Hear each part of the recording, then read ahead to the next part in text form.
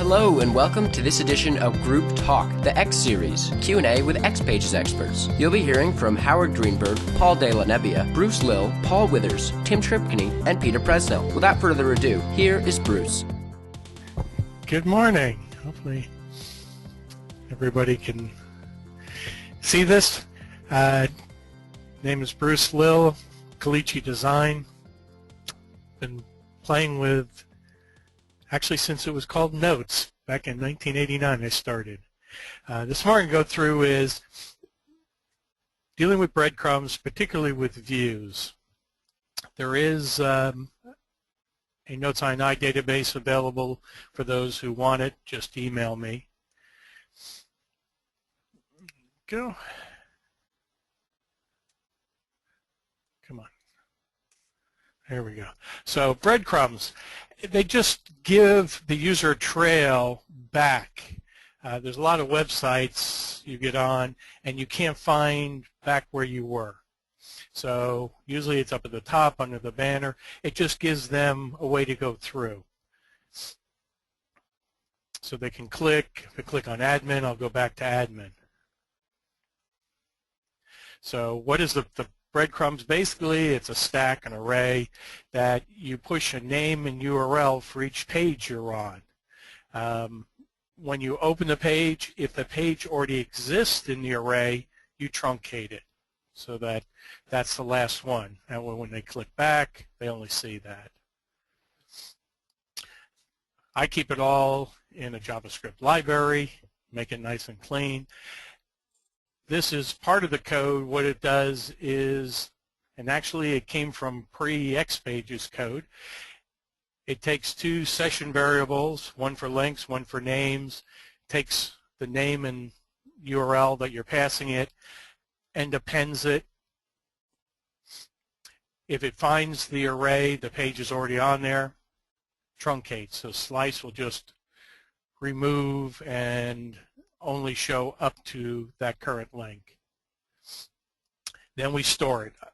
Now we're using session scope, so we've got BC for breadcrumb, names and links, and we stick those two out there. So the only thing now is to display it on your page. The last entry is normally not a link since that's a page they're on. I have seen some where they do leave it as a link. It's always kind of annoying. So how do you display it? You can use computed links. You can use a repeat control, computed field, however you want to make it fit your website. So I'm using a computed field on a custom control called breadcrumbs. So what I have is a computed field, and you'll see in there JavaScript, get breadcrumb HTML. In the library there's a function, get breadcrumb HTML, that returns all the links and their names as links. So it takes a URL, name, builds the HTML for me and returns it. So all I have to do is display it. Makes it easy to put anywhere on the page. There's a couple other functions available. You can, if you know the actual number of the breadcrumb, get its label or URL. So you could walk through them however you want to get to them. So that would give you basic breadcrumbs. It works nicely. When I first put this in, the problem we run into is views, which were more of a Domino feature. Users wanted to be able to come back to the same place in the view. So we need to find out where they are in the view and be able to return them to either the same page they are on or the same row. I use a URL to pass the position. That made some things simpler. Clean up. You can pass it in session scope. You'll have to make sure to clear fields. This also made testing easy. You give it a URL. So what we're going to need to do is figure out what page we're on. We're in a view, that little pager control at the top, and we'll show that in a second. we need to be able to return to it. So we've got a function called getViewPage. You pass it your view control or your repeat control. It works with those. And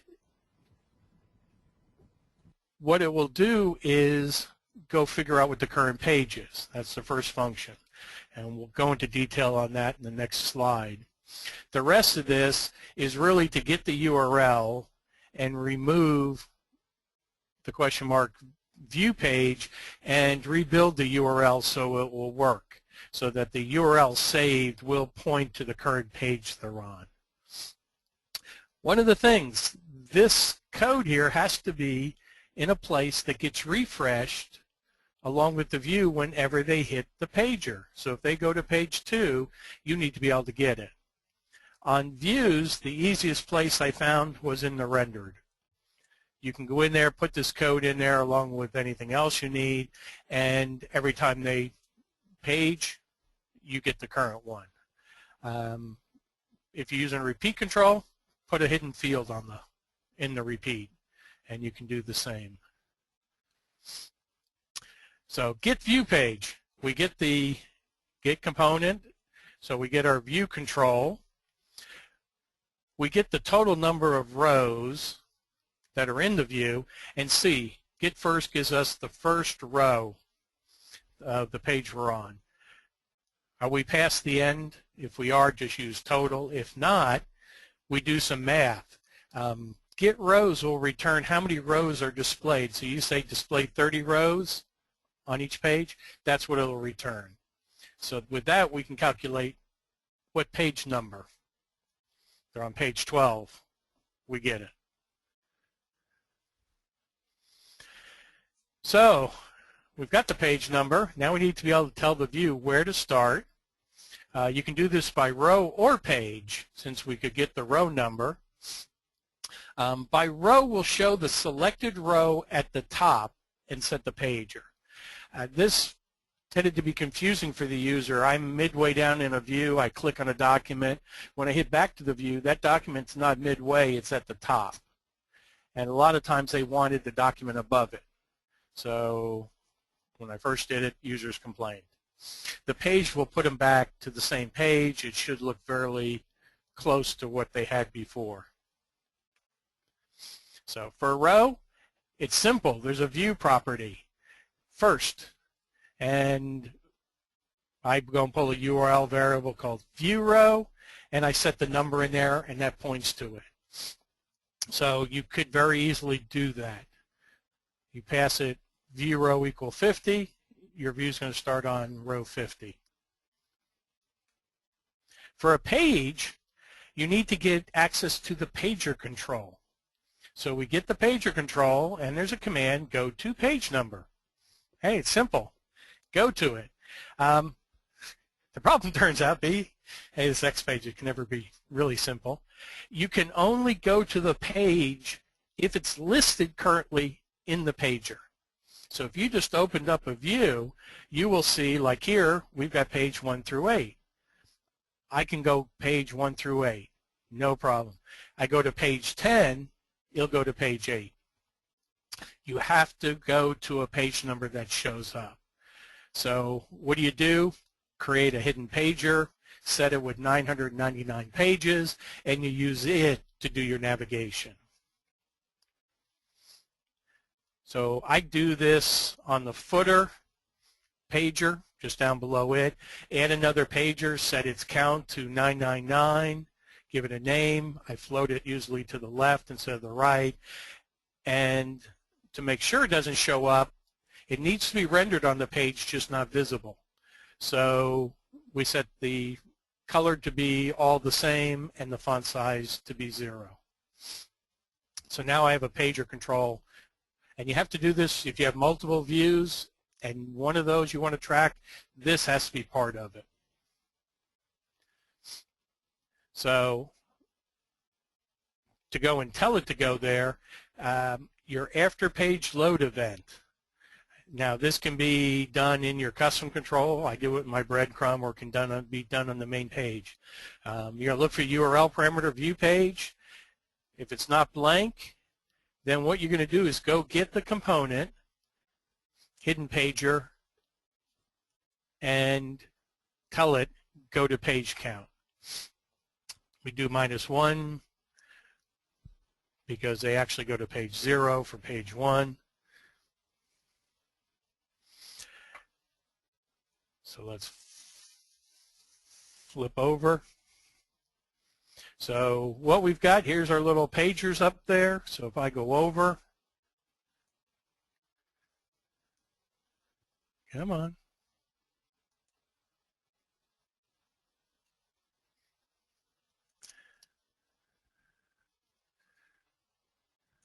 There we go. So we'll hit page 10. Click on a document. There I've got a home, so I can always go back to the beginning, the view, and the document.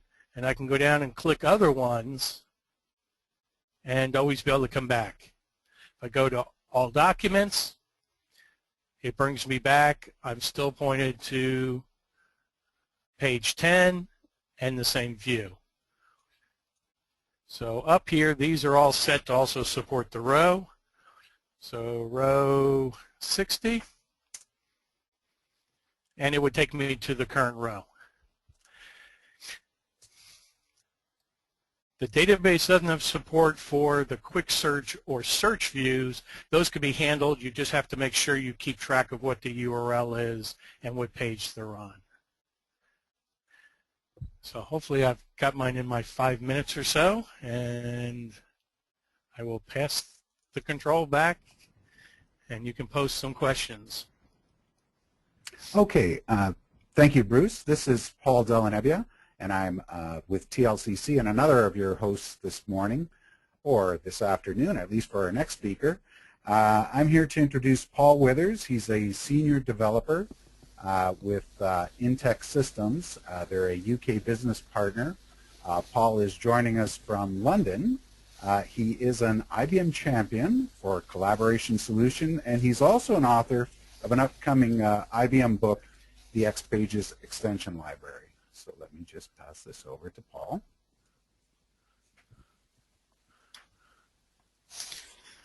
Wow, thanks for that introduction. So I'll just launch my presentation.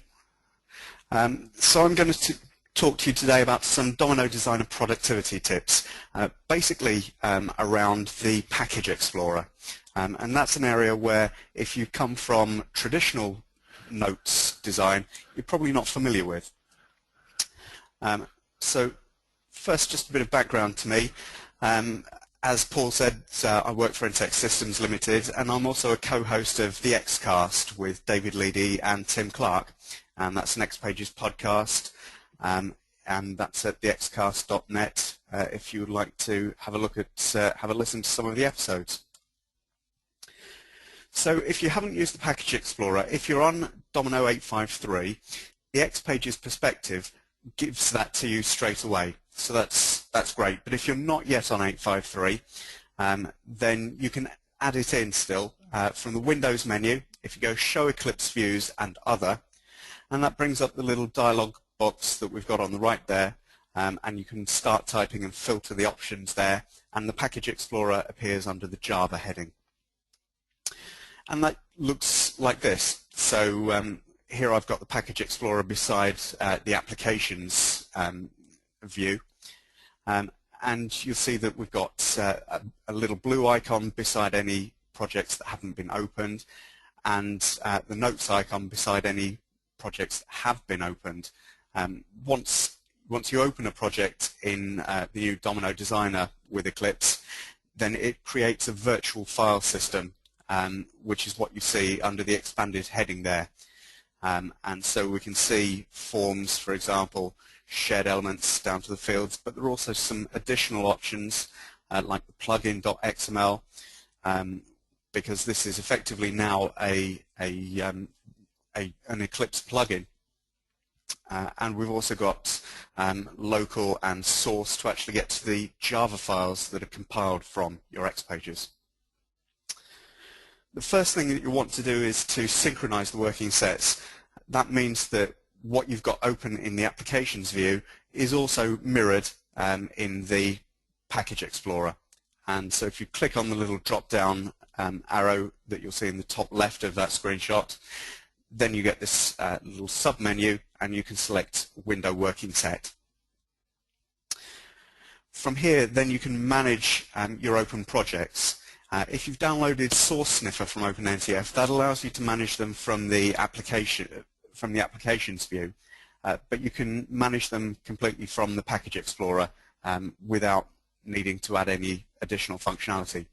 So you can right-click on an NSF and close that. Because it's Eclipse, it's deeming them as projects rather than applications, so you close a project. Close unrelated projects will close every other NSF that you've opened whilst you've had Designer open, except the one that you're selecting on. So why is that important? It becomes very useful in the search, because the search, by default, searches open projects. So if you've got Workspace selected in the scope, as I have here, then it's searching all the NSFs that I've opened whilst I've had Designer launched. You can change it down to a working set, but you've got to bear in mind that, again, this is just searching open projects. So if you've got a working set with 5 NSFs and you've only opened one of them, it won't search the contents of the other 4 closed NSFs. That's something that once you've found that out once, then it's easy to remember, but it's something that becomes very important. Also, sometimes you'll see case sensitive ticked, and a number of times I've done a search and wondered why I've got no results, and it's because case sensitive is ticked. The other area that becomes very useful is the file name patterns, and you've got a button there to choose. So what does that give us? Well, that allows us to configure what design elements are searched. And you get a full list of various options. If you look at this window in 852, then you'll see a little notes icon beside most of the notes-related design elements. So .form, for example, is a notes form. And in 852, that has a little notes icon by it. In 853, it's got something that's looks more like a form. So I've got a bit of search taxonomy there. So CSS, not surprisingly, style sheets. FA is one of those that takes a few moments to think about to actually realize what that is. That's formula agents. Form is forms. JSS, a server-side JavaScript library. LSA, lotus-script agents. SHAC, shared actions. And one that's very important there at the end is the .xsp-config. With custom controls, you can set up custom properties. Now, those don't display in the design pane of your XPage. They don't show in the source pane of your XPage, but they're actually stored in .xsp-config files. So that allows you to search those. From the search, you can then do a find and replace, and with the replace option, then it doesn't just immediately go through and replace everything. It shows you first all the matches, as we can see here, and you can tick and untick the ones that you don't want to replace. By selecting any particular match, then you can see what's been matched. On the bottom left, we've got the original source, and on the bottom right is the refactored source, what it will look like after the replace has taken place. So here, for example, I'm replacing help with just a blank string. One of the other extremely useful bits of functionality that comes out of the box with Eclipse and is now available in Domino Designer is the compare with functionality, and this has 2 elements to it: compare with local history and compare with each other. The compare with local history works for XPages and custom controls, and you can actually do that from the source pane. If you open up an XPage or a custom control, go to the source pane, right-click, then you get compare with local history. And that will pick up every save that you've done over a recent period of time. So here I'm comparing with a particular recent save, and I can see what I've added in since that save. So it's comparing the two, allowing you to push everything from one side to another, allowing you to navigate through them, allowing you to decide what's actually different and what you actually want to update. And that we've got the path there of where that's actually stored on the install. If you need to clear all of that history out, you can't actually open those files and have a look at them very easily, but that's actually where they're stored. Compare with each other becomes extremely useful, particularly if you've got, for example, a production application and a development version, and you want to compare the two, or different releases to see what's different. That's what I'm doing here. So I'm actually comparing a whole NSF. So I'm comparing xhelp 2.0.2 with xhelp 3.0.0, and it's showing me everything that's different, everything that's been added in, and I can instantly see those and compare them, and even push the changes across from one database to another. So I've used that quite recently when working on a test database with a bit of functionality that I couldn't get working in dev, and rather than make the changes in development, refresh the design, do everything that I needed to do there, and then test it, go back to development, make some more changes, I made the changes in test, compared the design elements, pushed the changes back, and my development environment is instantly up to date. You can compare by just clicking on one design element and then holding down Control and clicking on another.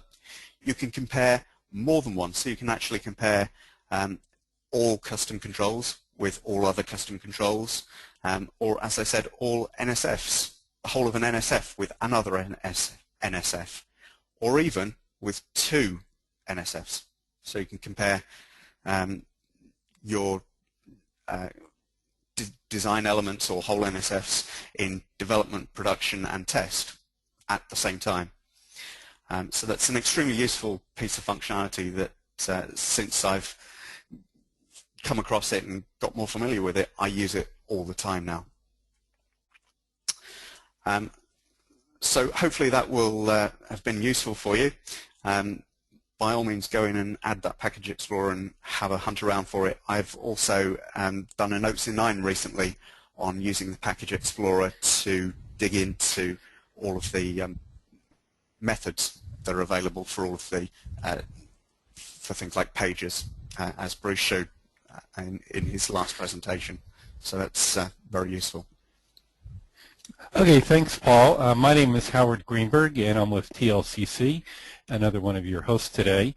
Our next speaker will be Tim Tripconi from GBS. Tim is one of the lead developers on the Transformer product. He's also an IBM champion, and he has a very good blog that has a lot of good tips on XPages. So, Tim, whenever you're ready, take it away.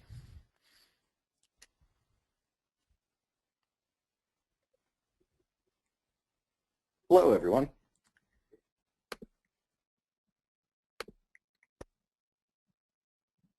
Okay, so hopefully you can now see my screen. So here we're looking at just a very basic XPages application.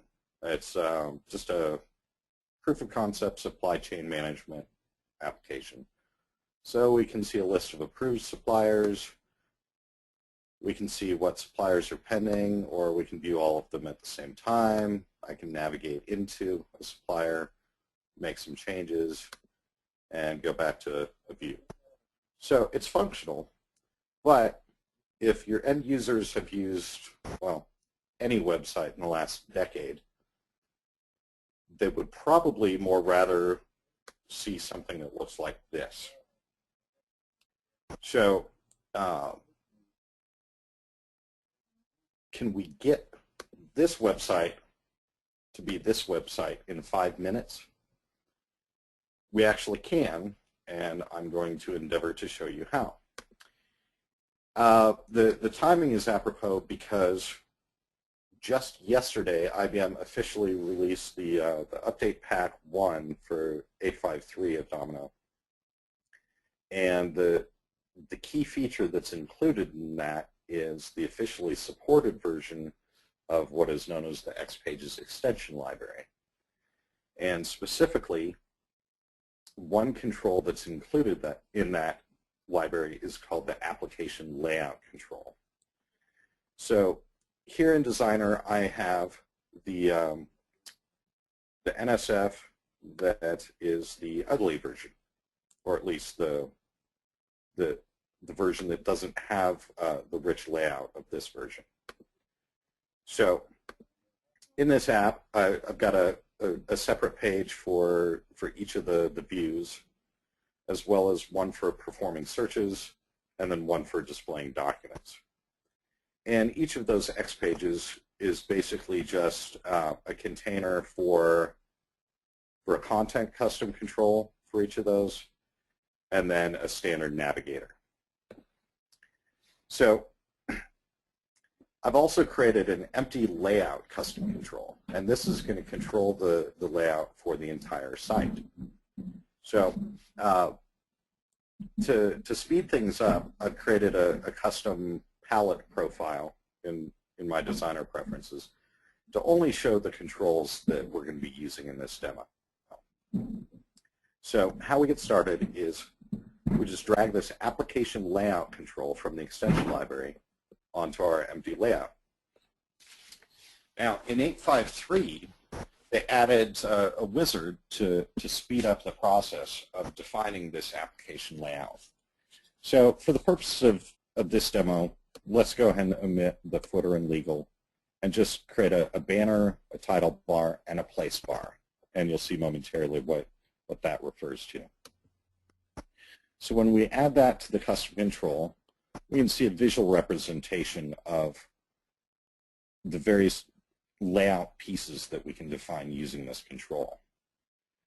So we have a header and footer and things like that, but again, we're not going to be specifying those necessarily. We're going to be focusing mainly on the banner, the title bar, and the place bar. So if I bring up the properties pane for this control, let's take a look at some of what we can define here. Specifically, let's add a link to the application. So in our pretty version of the site, we've got the title of the database displayed in the upper left. So let's add an item, and this will be a page link node so that wherever the user is in the application, they can click it and go back to the home page. So let's set the title of that to be computed to database.title. So that'll just pick up whatever the application title is. Now if we switch to the utility links, that refers to the section, hopefully you can see in the upper right, where we're displaying who the current user is and an option to log in. So that's equally easy to add. Let's add a user node. We don't need a label because that'll be filled in automatically. And this node just looks to see who the current user is. It'll either be anonymous or it'll be the common version of the current user's name. And then let's add a login and logout node. And similarly, we don't need to have a label for this because it'll be automatic. So if we switch to the title bar, this is where you can designate tabs. So on this version of the website, we've got a way to switch between the categories of suppliers. So let's add some tabs here. And these similarly Oh, actually, sorry, I completely forgot. On our page link node for the application, I forgot to set a page. So if we just go here, and let's default the application to display approved suppliers.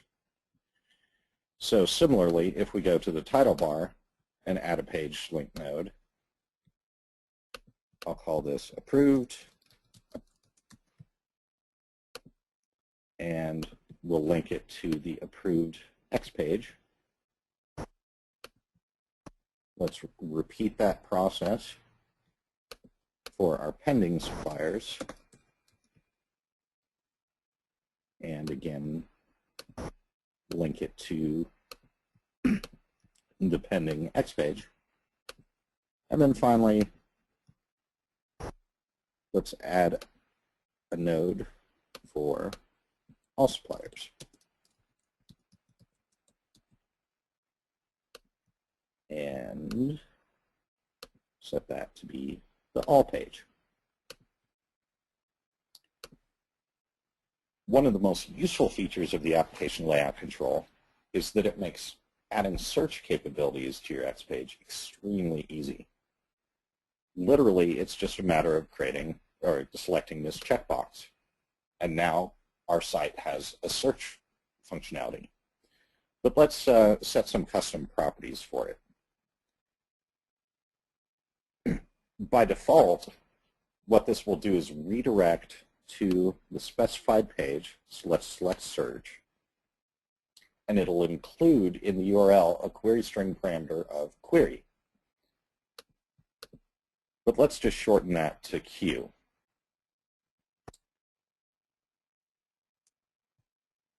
And then finally, with the place bar, we can compute the place name. And so what I find useful for that is specifying a custom property on the layout custom control itself, and then using the composite data object to be able to pass in the current place the user is at. This is another version of Breadcrumbs, but less interactive than the form that Bruce showed you earlier. But something else that can be stored in the place bar is a visual equivalent of what we're used to in the action bar for notes. So let's add a button to the place bar for adding suppliers. So I'll just select, again, a page link node. Now, as I've been adding these, you've probably noticed that there are all sorts of nodes that you can add. All of these properties are structured as trees. So if I were to add a container node and call it, say, actions, and then within that add page link nodes, then instead of just buttons, they would show as drop-down menus. But for simplicity, let's just create another page link node. We'll call it add supplier, and we'll link it to the supplier page.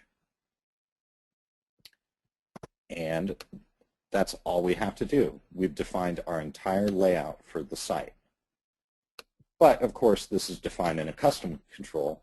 So in order to actually apply it to the site, we need to apply it to some of the X pages. So let's go to our approved X page. And right now, again, this is just the nav and the content approved. Now, since the nav will be on every page in the site, let's standardize this a bit. And within the visual representation of our layout, you can see the little green dots that indicate that it provides editable areas. So if we drag our nav custom control into our left column, now this will show up on every page that we place this control onto. So finally, we need a way to display the layout on each page, but have whatever its content is show up in the main area. So in place of this, the editable area that the layout control automatically gives us, let's add our own inside that. So if I drag over my own editable area into this one, and let's just call this our main callback and main facet. So now if I come back to my approved X page and add my layout control, so now I see that the editable area I created flows through to this X page.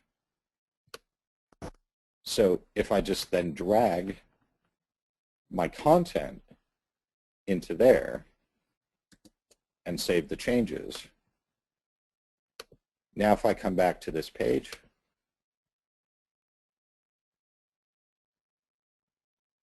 it looks identical to this one. And that's all it takes. Of course, if I click around, you'll see that it's still the ugly version. So let me just repeat that step that I did before.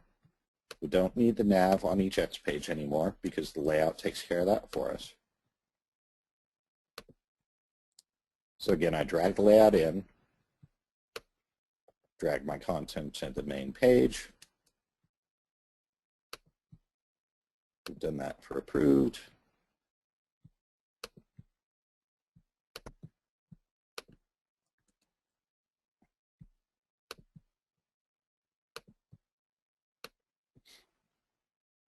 Repeat the process for the pending supplier page.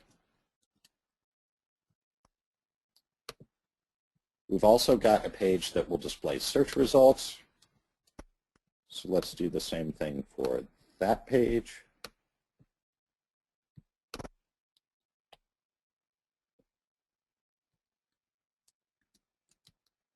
And finally, we have the page that will display individual supplier documents. But of course, the process is the same for this as well. So I add my layout, drag in the content for the page itself. And now if I navigate back to here, the entire site is now using a consistent layout. You can see that we've got the title bar tabs actually linked to the navigator because they're both including page tree nodes. But of course, for most websites, you would want these to be sort of higher level categories, and then you might have a different navigator for each category. But as you can see, this is a very quick way to define the layout. So if I click Add Supplier, it gives me a new instance of the supplier form. If I type IBM and hit Enter, it takes me to a search result page that shows just the one that matched that. And if I click Login, then it takes me to an authentication page. So I wasn't actually paying attention to the time, so I don't know if I made it in the 5 minutes, but I'm guessing you'll agree that this is a very rapid way to define a consistent, good-looking UI for an entire application. So in just a few minutes, we were able to take something that was really basic and make it identical to something that had a good look and feel. So one final note about this. In this application, I created an empty theme and told it to extend OneUI v2.1. This theme is new with 8.5.2. I'm sorry, 8.5.3. But the OneUI v2 is available in 8.5.2. So if you haven't upgraded, but you are using the extension library, you can create a layout that's very similar to this that just has a couple subtle differences in the look and feel. But you don't have to upgrade to 8.5.3 to create site layouts this rapidly. But in 853, it's a lot easier visually to define all of this. In 852, you would have to go into the all properties, expand configuration, and then define all of your properties here. So that about wraps it up for my demo. So I will pass control back to the organizers. Thanks, Tim. We've got one more presenter before we open it up to Q&A, and that is Peter Presnell. He's going to be taking us through making your applications testable. So I'm going to pass control over to Peter and let him take it away.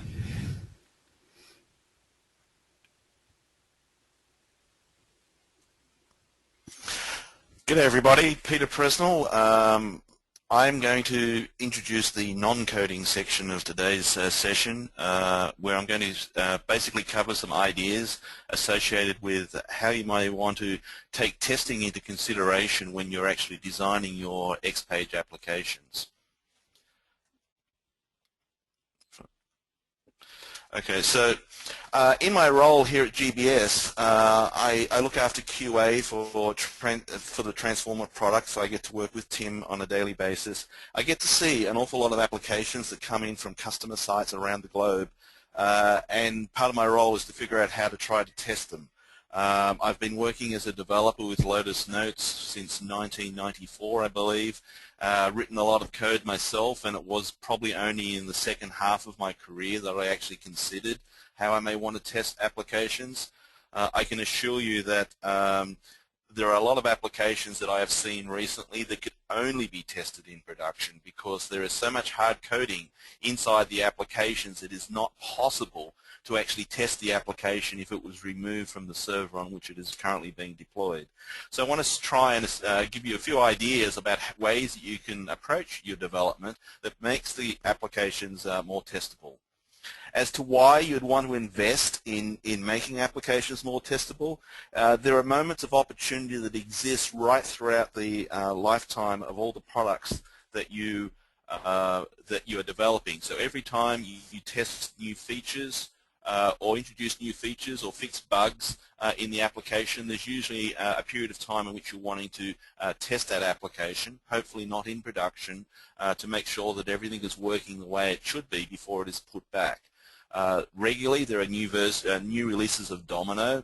When you're developing XPage applications, you are more sensitive to new releases of Domino than you would have been before as a Notes Classic developer, because most of the code that you write is going to actually execute on that Domino server.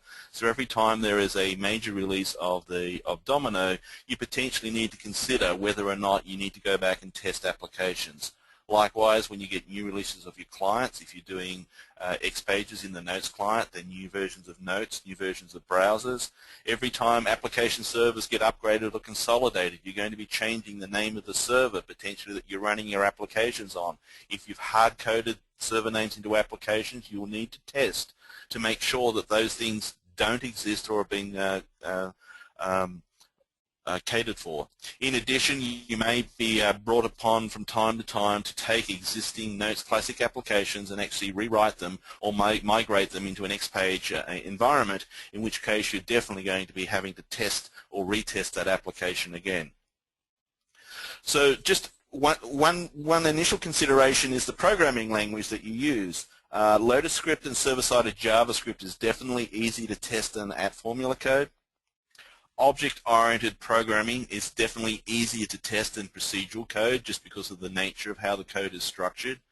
And if you're doing that, then consider introducing things such as MVC, the Model View Controller or Model View Presenter models, because it is far easier to test code developed using those design patterns than standard object-oriented programming.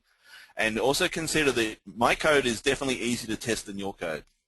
And I say that because down the track, somebody else may be called in to test the applications that you have written, and it is going to be much easier for them to actually test your applications if you've actually designed them to be tested yourself before it is handed over to them. And I guess many of you have probably inherited applications in the past from other people, and you would know just how difficult it can be sometimes to come to grips with the structure of the application, what it's supposed to do, and how on earth you will test it. You may have been asked to put a simple change into the application, but then your users start complaining that everything else is broken with the application, and you need to be able to verify that the application itself works. One of the things that is different between Notes Classic application development and XPage development is this concept of setting rendered equals false. This is quite different to hide-when formula in Notes Classic in the sense that the code itself is not generated on the web page, so it is actually a lot harder to actually peer inside the application from the client to see what's inside it. For testing applications, it can sometimes be a good idea to provide a mechanism in which you can override that rendered equals false setting so that you can see all the components on the page and look inside with whichever web exploring products such as Firebug or Google Chrome's developer tools to actually see what's inside there. This can be done by allowing a particular parameter such as a test equals true on the URL of the page. You may be able to do it by using property files, profile documents.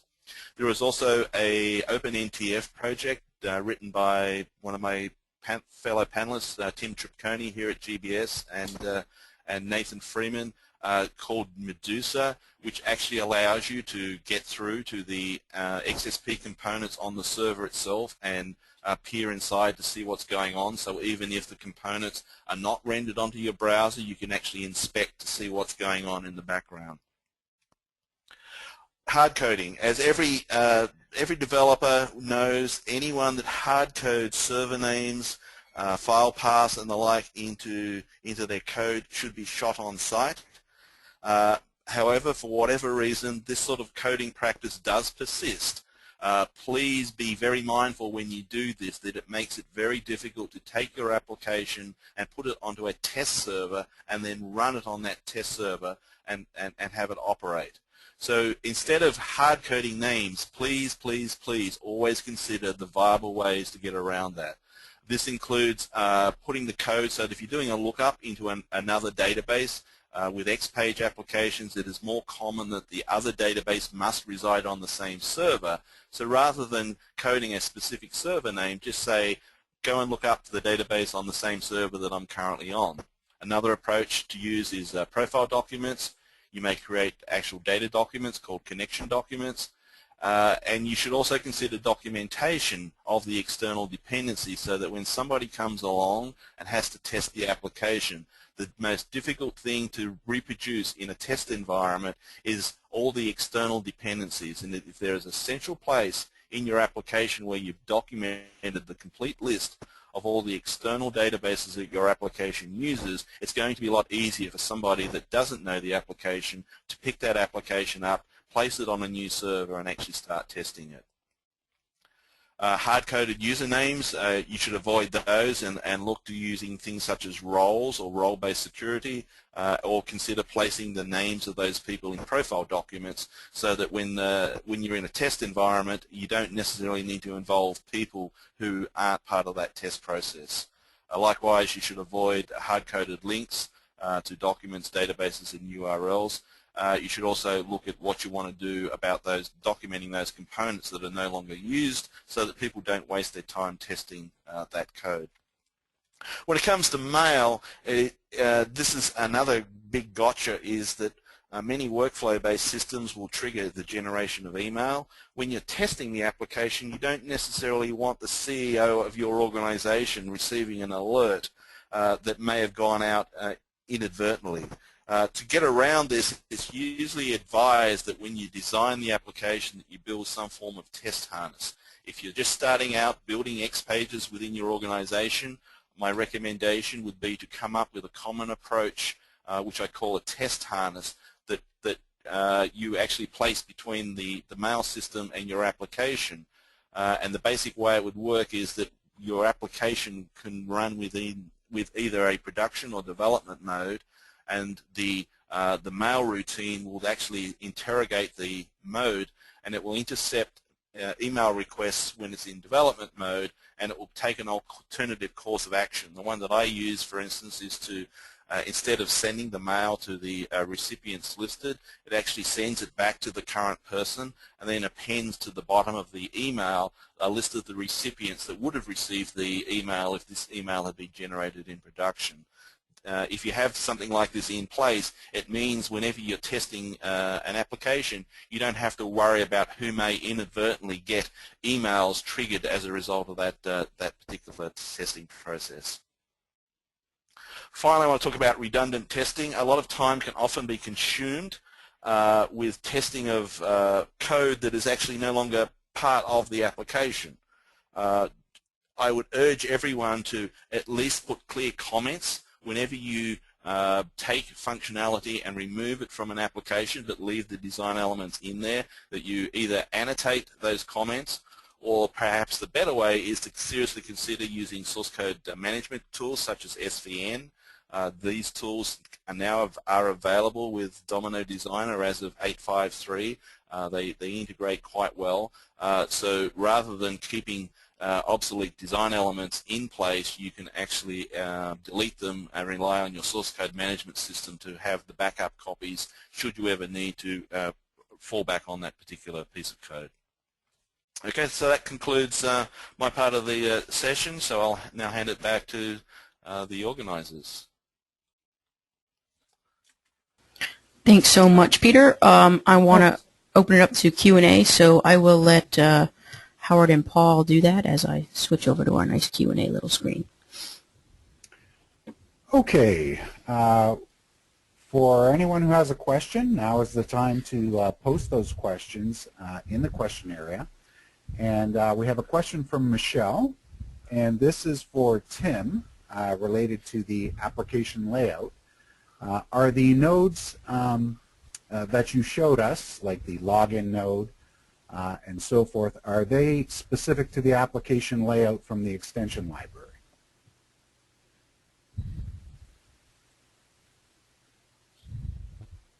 Tim, you may be muted. Technically, no. I was, but can you hear me now? Yeah. Sorry to sound like a cell phone.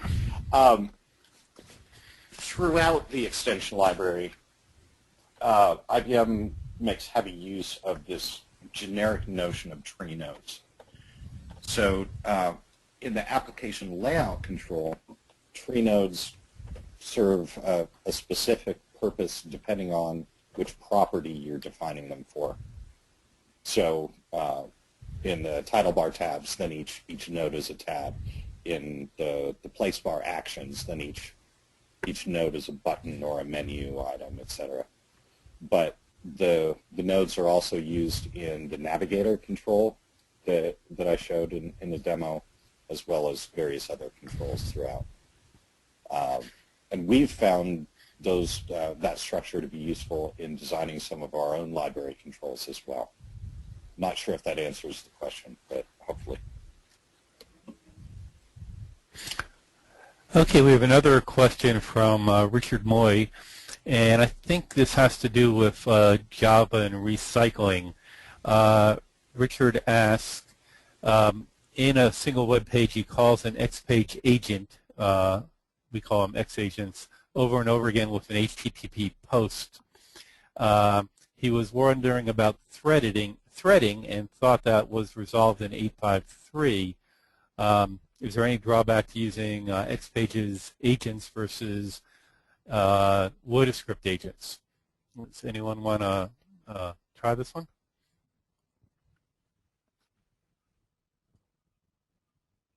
Well, I would just say that X agents are always preferable to WodaScript agents, simply for reasons of performance. They're running in the same JVM, whereas a WodaScript agent, it has to spin up a separate process, etc. Okay, thanks, Tim. And I would also add, Richard, I don't think anything's changed in 8.3 in terms of recycling, if that's what you meant by threads. You still have to make sure you recycle like we did in the Java agent world. I think the threading that he was referring to was the fact that in 852 the whole page never got loaded until all of the X agents ran, and I believe that I did also read that that's been changed for 853, that that information is kind of loaded almost as an AJAX call. That's also another option of doing it, is to call that information with a partial refresh. One other reminder in terms of recycling is just that, remember, you never want to store actual Domino handles in anything higher than the request scope. So if you want to store information about a document, like its unit or item values, that's fine. But don't store actual handles on the document objects or view objects or view entries, etc., because those will continue to be recycled, so they become toxic after every request.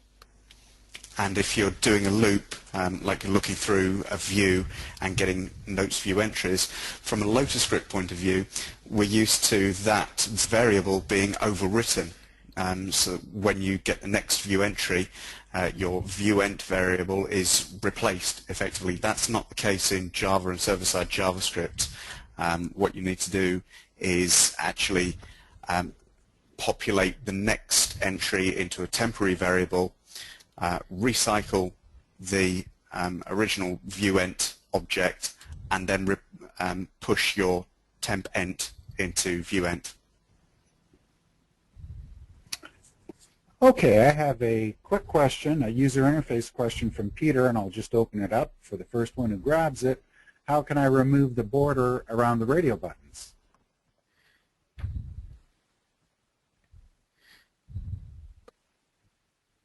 CSS? Yeah, I'd agree. You should be able to check it, check the style that's being applied with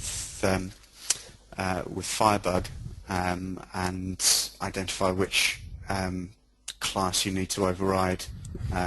Yeah, I think One UI automatically adds borders around those. I think it's to do with the field set CSS style that it uses. I think that's the one that gets used. And I think there's also an option to use a graphic image instead of the button as well, if you really want to, define the appearance of your buttons, which obviously that would have some limitations on the label. It would have to be, in the graphic. Okay, I have another question from Ian, and general question on an XPages version of the Notes document library template. Is there one available in 852 or in 853 on OpenNTF? In 853, it's now in the upgrade pack, which was released yesterday. I think it's been available in 852. Perhaps someone else can confirm. I don't think it's downloadable from OpenNTF. I think it comes with the install in 852. It should be on OpenNTF. The Team Room one definitely is. Right. There's a Team Room, and I think in the there's the Discussion XL, but in terms of the doc library, I'm actually just creating one right now, and we'll get back to you on that in a minute. Oh, sorry. Yeah, document library. Yes. Yeah, correct. Sorry, that's not in the upgrade pack. Right, and from what I can see in the point release after the template name, it wasn't updated to 852 or 853. It was. I think it's in plan. There is some versions that were upgraded both for Lotus Course, Intermediate XPages, and also a Red Book. But yeah, I haven't seen the final one that's being delivered yet. As of 853, the document library template does not have any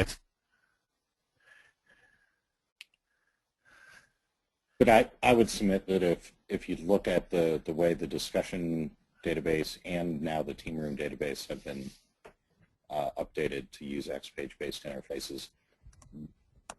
Those both would provide excellent guides for how you could update the document library template yourself. The hard part with it is the UI, control code, and everything else is so intermixed is what provided the difficulty of trying to make it completely new, but also be able to migrate the old documents. And something else that's going to be a struggle for most document libraries is heavy use of embedded objects, not just attachments, but where people tend to use the actual OLE embedding. That Yes. tends not to transfer over to a web browser so well, XPages or otherwise. Okay, thanks. And let me just point out. I think that's why they took the much. I was going to say I think that's why they took the much larger team room date template and actually migrated that first rather than the document library, because so many features of the document library don't in fact render at all well into a web browser. Yep. Okay, thanks. And just to point out, Russ Mayer, thanks Russ, put in some CSS to remove the radial button border. So that was asked by Peter. The CSS, actually, you should see that in the answered questions. Okay, I've got a thorny one from Kendra. Is the documentation in OpenNTF for the extension library pretty current, or is there something more current with the new upgrade pack?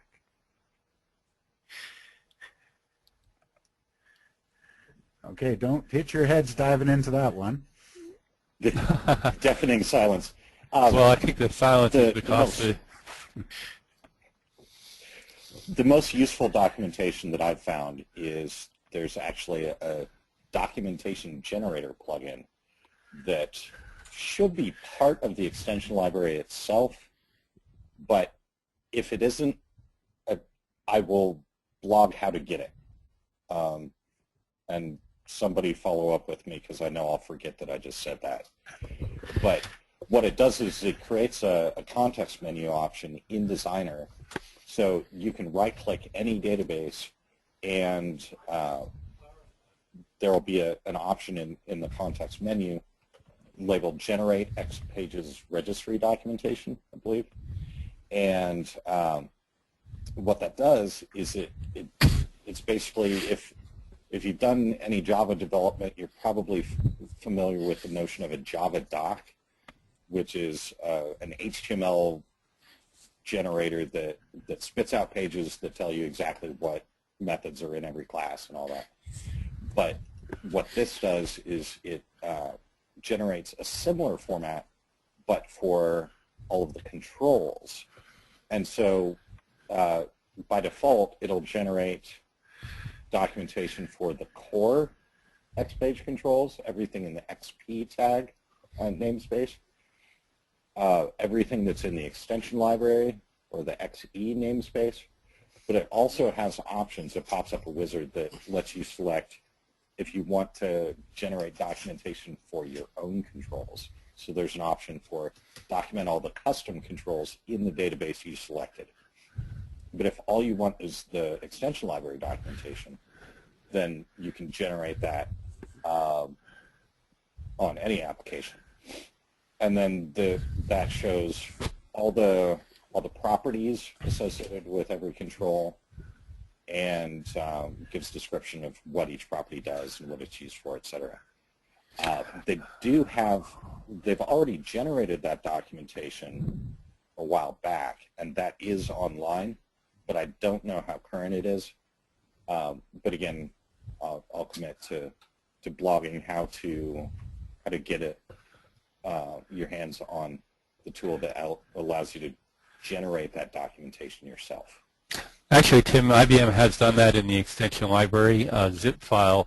In that zip file, there is a xpages-doc.zip zip file that, when you unzip it, has a whole bunch of HTML files that go through both the core controls and the extension library controls and I assume these were generated, with that tool that you just mentioned. Yes. Having said that, these are mildly useful, and doesn't really have a lot of how-to. I think it's kind of, you can't find a listing for, let's say, for a particular control, a listing of the properties, but there aren't like examples. It's not like the old Domino Designer method, and it had examples, etc. As was mentioned earlier, Paul is co-authoring a book. Yes. And I'm actually a co-author on that as well. And that will elucidate in excruciating detail actual use cases and examples of using not all of these controls, but a fairly thorough subset of them. I believe that's due to be published in April, but it's already available for pre-order. And also, I'll point out for the mobile control part in the upgrade pack, TLCC will have a course for that very shortly, and it will focus on creating mobile web applications using the mobile controls in the upgrade pack 1.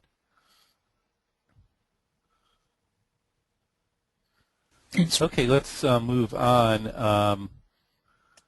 Not sure if anyone here wants to speak to this one on Portal. The question was, how do you deploy XPages on WebSphere Portal? Which, I don't think you can do that natively, but I don't know if there's some sort of plug-in or whatever they call that in the Portal world to go out and display an XPage or other web page. If anyone familiar with Portal? Portal 7 does support the XPage, and there is a portlet control. I don't have, and if they email, I can get the documentation. There's just a few things you have to do with your XPage, and one of them is generate the XML needed for the portlet, but it does support it. That is on Portal 7, though. Okay, thanks. And the next question, I think they got the presenters wrong. They asked if the supply chain management application is available in OpenNTF, and I think that was Tim's presentation, Tim's application. So if whoever asked this question, I can put it out there. I just wrote it yesterday, so for use as a demo app, it's the app itself is not terribly useful yet, but sure, at a minimum, I can post that NSF to my blog. Okay, and thanks. And then that person, Anil, also mentioned Bruce Lill, so he might have been thinking of the of Bruce's application regarding the breadcrumbing. And Bruce, you gave your email address where you can make that available. Yeah, it's the Notes INI database. I host it. Rudy over in Germany does, Admin Camp. And it's a XPage front end that has the breadcrumb, support searching and the rest. So if you email me, zipped, it's down under 2 meg. So you're welcome to it. Okay, we have a question from Peter. Does the calendar picker work correctly in 853 on IE8 standard mode? And if not, is there an alternate calendar picker to use?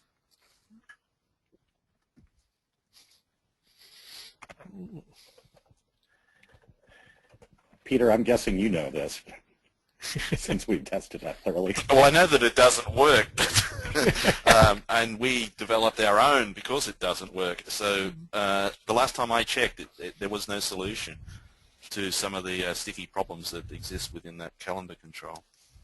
Anything on OpenNTF for that? The extension library contains a bunch of Dojo form controls, and one of those is specifically a date field. So I tend to just add the Dojo class onto the, I think it's onto the date picker element itself, and that seems to work quite nicely. And I have dig out my code on that and blog about that as well, actually. Okay, thanks. Another question from Jessica. What configuration is necessary for the application layout control from the extension library? So what are the prereqs for using that? And I guess that's for Tim. Just having the extension library installed, and you're going to want to set your application theme to be one of the One UI variants. And I guess from a point release... Perhaps for those that... Go ahead. I was just going to say, for those that aren't familiar with the extension library, it is actually a plugin that you need to install on your Domino server. So once the plugin is installed on your Domino server, you will be able to deploy applications that make use of those extra controls. Additionally, you'll need to install those plugins directly into Designer itself, because any form of library plugin, XPage library plugin, of which the extension library is just one, you can of course create your own, serves two purposes. One is telling Designer what Java class maps to each XML tag, so that when you drag a control onto a page, it knows what XML to inject, and then when you build the XPage, what Java to generate. But then obviously the other purpose is the runtime mode, where when that Java is executed and when the user is navigating to the XPage, having those classes available. So as Peter mentioned, you do need to have the extension library deployed on your server.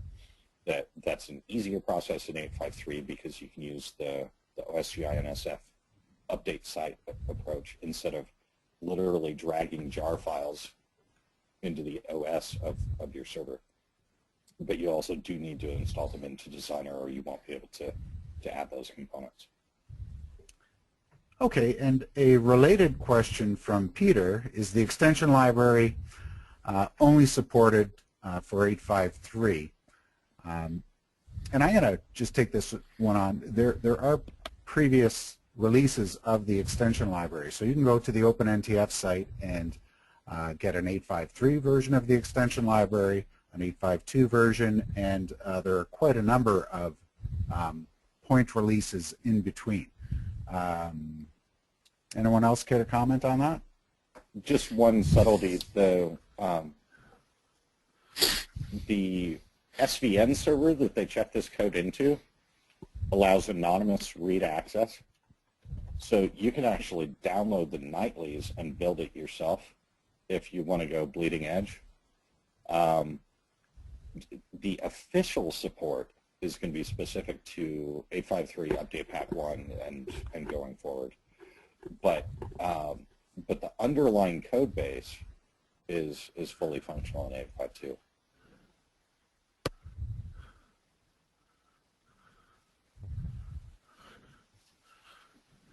Yeah, it's just a couple of the areas like the mobile and the relational database support that aren't available for 8.5.2 because that functionality wasn't available in the actual server release. But although the extension library isn't officially supported on 8.5.2, it's got downloads from OpenNTF. If bugs are raised, then they're fixed very promptly, and more promptly than if it was in an actual upgrade pack. So I personally have no problem with using the 8.5.2 stuff from OpenNTF.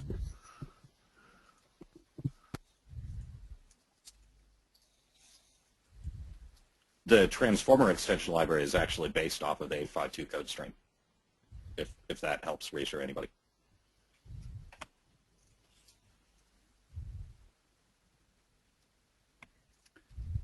Okay, we're kind of at the bottom of the question pool. So again, if you have any questions, post them now. There was a question I think we skipped probably because it's a little harder. We can use Java Beans in Domino. Is there any way to use pure enterprise or enterprise Java Beans like you can in the pure Java language? Is anyone familiar with that?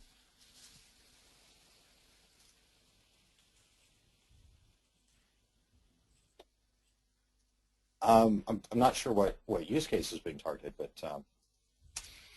in all the apps I write now, I use basically nothing but Beans. I love server-side JavaScript, and yet I write almost none of it anymore.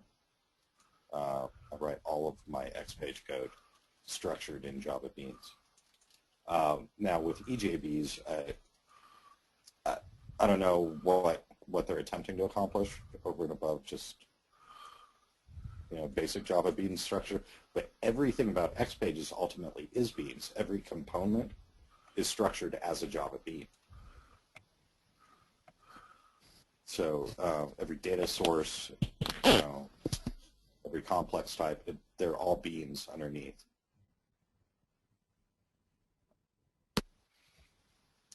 Okay, I have a general question from Cheryl.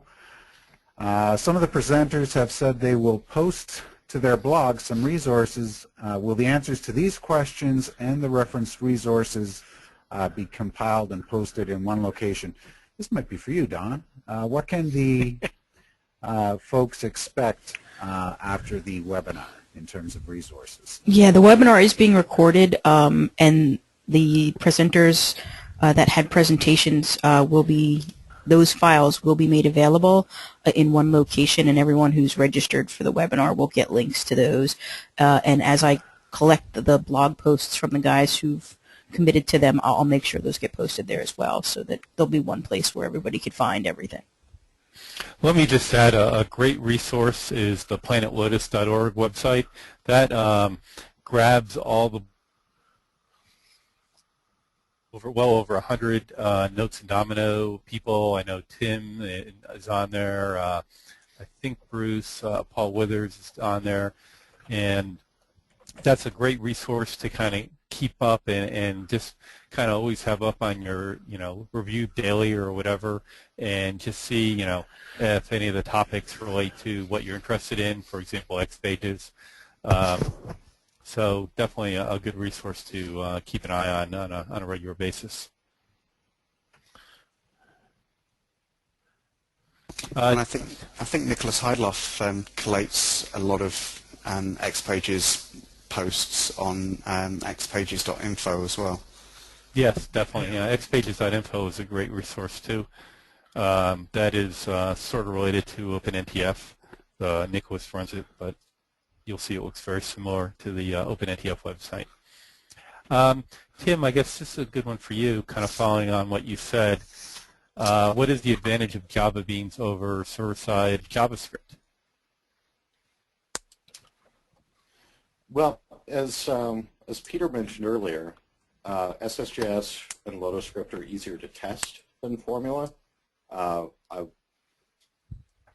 would submit that the Java code is a lot easier to test as well. It's something where you can connect,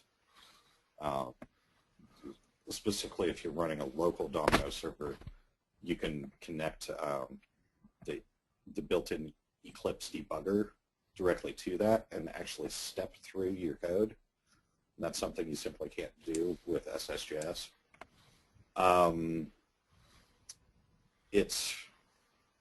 You're going to have incremental performance benefits as you move more and more of your code to Java,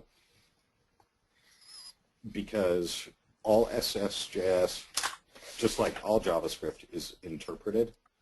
So if you're writing your code in Java, when you build the XPage, then all of that source code gets compiled down to bytecode, whereas SSJS is just stored as a string.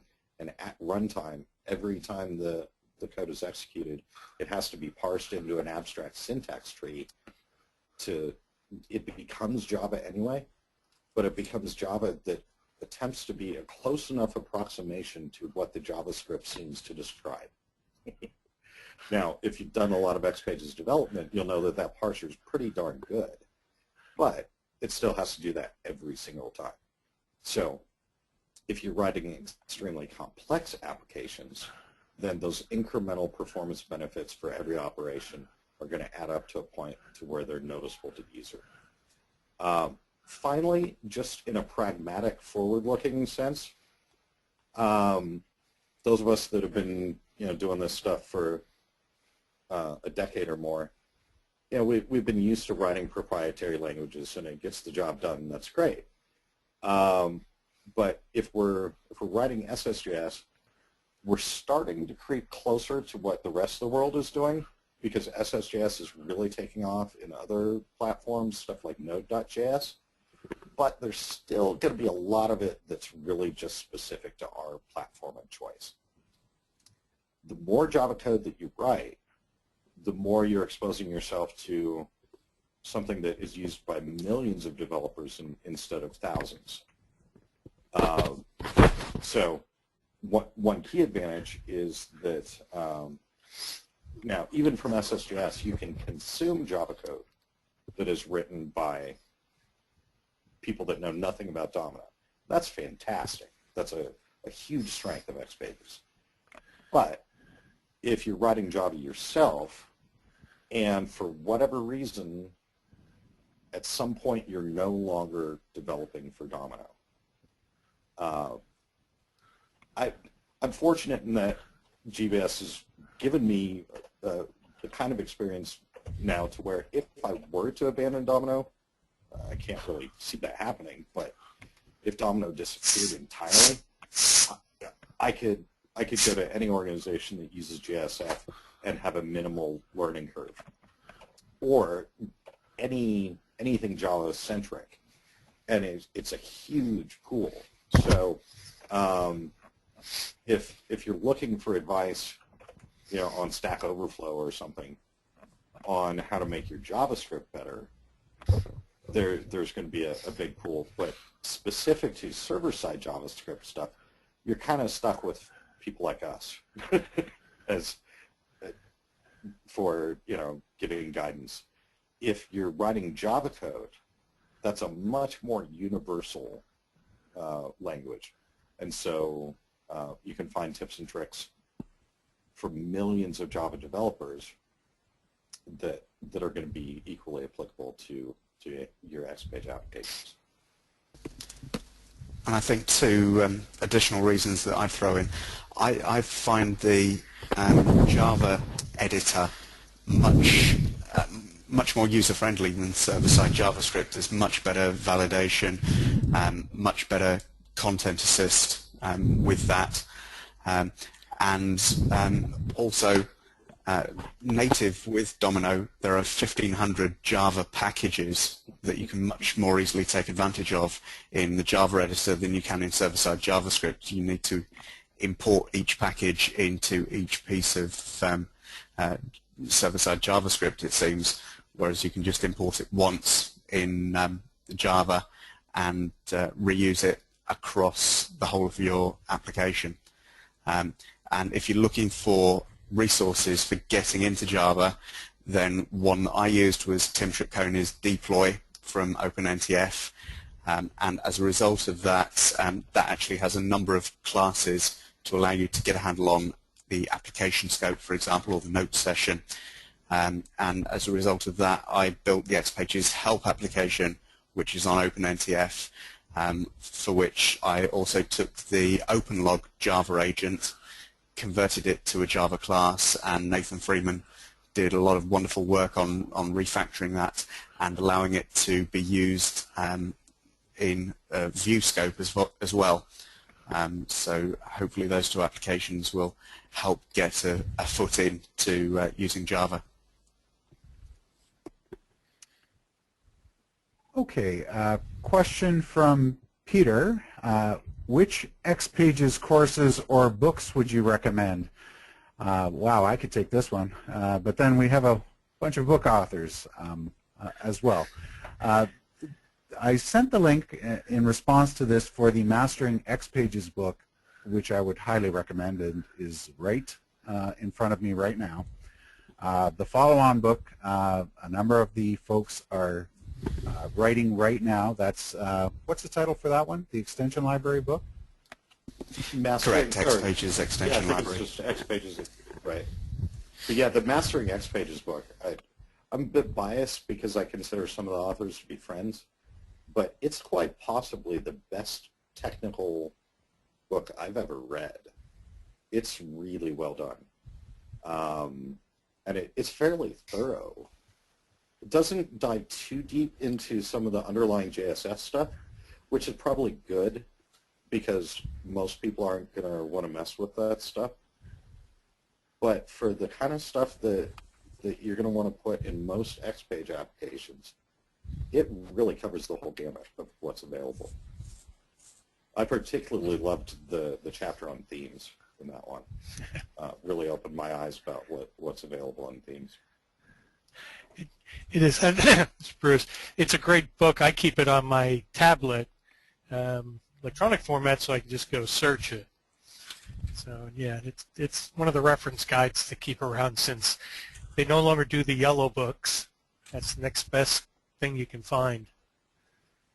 And also Martin Donnelly and Tony McGuckin, who wrote that book, are also writing another book with Mari Kehoe and Dan O'Connor, XPages Portable Command Guide, which I think is going into all of the various XSP tags in a lot of detail as well. And I think looks like that's due in February next year. Okay, and then of course, TLCC has a complete line of XPages courses that are, geared to be more of a training tool through the process of learning XPages.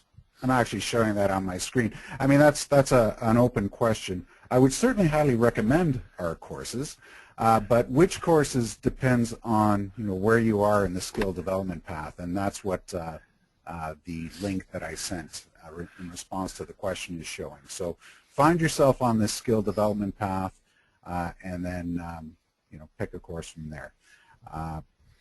And again, as Howard mentioned, we've got a mobile. I can certainly attest to. Go ahead. I can attest to these. That was the way I learned XPages. Was the company I was working for at the time kindly allowed me to participate in going through some of these TLCC courses, and they were excellent material for getting up and going if you've only just had a cursory knowledge level of XPages itself. And Notes in 9 by David Leedy has, he can post it, but he also has guests on as well, and there are a lot of great videos in there for a lot of the hints and tips. The application development wiki on notes.net or DeveloperWorks or whatever it's called now has a just ridiculous amount of information. The only difficulty is it's sometimes difficult to find the specific needle in the haystack that you're looking for. But there are a number of tutorials out there that attempt to guide you from sort of hello world to full-blown applications. Yeah. The hard part with some of these is the version that the tutorial or documentation was written for versus what you're using. So it's one thing to keep in mind what they were targeting and what you're doing. Yeah. We had so many changes since 8.5. Okay, and finally I'll just add that, we do have a webinar series. We do have another webinar coming up on January 5th on mobile XPages, and we haven't announced any after that, but I think we're due to do another intro to XPages, which are great for someone who hasn't started yet. We'll build you through the steps of creating your first XPage application and actually converting a Notes application. And we do have that webinar as a self-paced course. I should say the webinar is based on that self-paced course that's on our website, homepage, in top right corner. Try a free course. It's a free 2-3 hour self-paced course on getting started. So if anyone's a pure newbie, hasn't really dived in yet, that's a great start. One more worth mentioning is XPages.info. This is like a portal for XPage developers. It provides links to a lot of the resources we've talked about, plus probably a few others that are well worth the effort that we haven't mentioned. Okay, I think we had one more question, and I think we'll make this the last question and then call it a day. And I'm not sure if anyone knows this. I haven't worked with this myself. The external live name picker. How do you activate an event to refresh another panel? I guess I assume when they pick a name. Does anyone work with that control?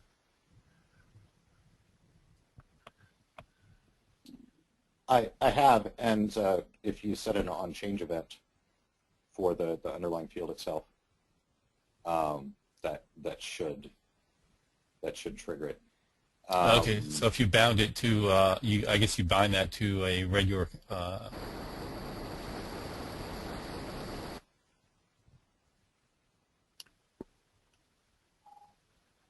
think someone just faded out. My network went out there, but yeah.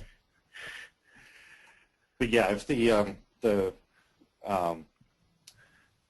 name picker is bound to a specific text field, then on the text field, if you specify an on-change event, then when the name picker populates that value, then that should fire the on-change event.